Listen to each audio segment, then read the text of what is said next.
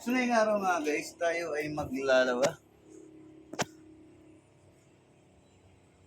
So ngayong araw nga guys, tayo ay naglalaba. So kanina pa ako naglalaba, meron na akong nasinampay. So update ko sa inyo na napakahirap talagang maglaba. Lalo na kung mano-mano. So kaya ayokong kumuha ng naglalaba dahil ayokong nakikita na hirap.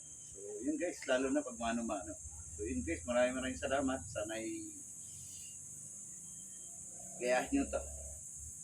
Sana'y magustuhan nyo ang video na to dahil ito isa sa mga aking mga karanasan na mag-isa.